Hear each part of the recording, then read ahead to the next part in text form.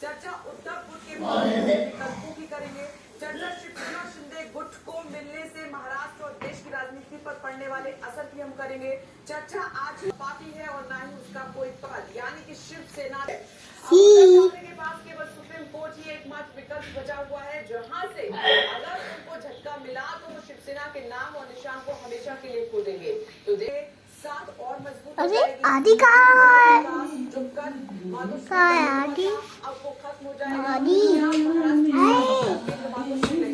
Mummy चर्चा शिंदे गुट के जश्न और उद्धव गुट की निराशा की भी हम चर्चा करेंगे और उद्धव ने जो आज हम बैठक बुलाई है उसमें क्या फैसला लिया जा सकता है, इसका भी हम मंथन करने वाले हैं।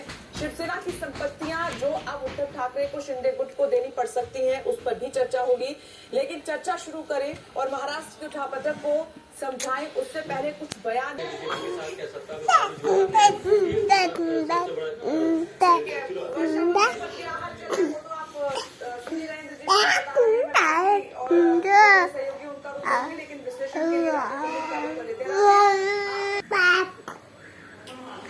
देखिए विप्लेश, सियासत के सबसे जो शातिर खिलाड़ी आप कह लीजिए या सियासत के जो शुरुआ है वो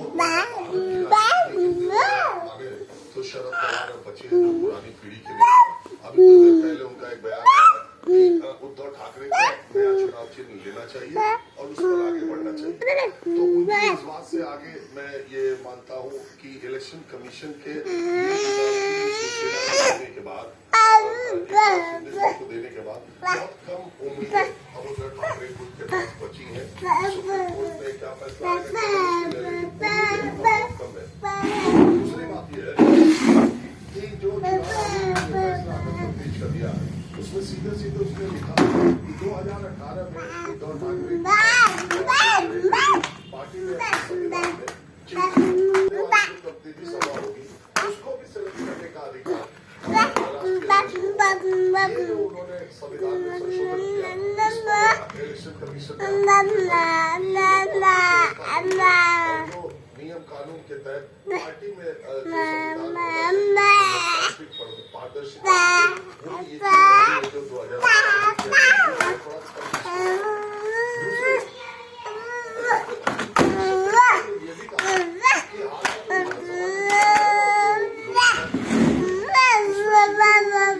और एमएलए गए, अगर उनके कुल शिवसेना को मिले वोटों को जोड़ गए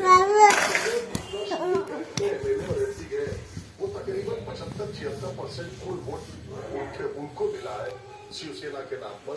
तो वो लोग अब नई पार्टी की इंस्पेक्शन में गए, इसलिए नई पार्टी वो बनी। अब सवाल ये उठता है, देखिए बात ये सब टेक्निकल चीजें हैं, जो हुआ सो हुआ, लेकिन पूरे देश ने अपनी आंखों से देखा है कि महाराष्ट्र में राजनीति का क्या खेल खेला गया है।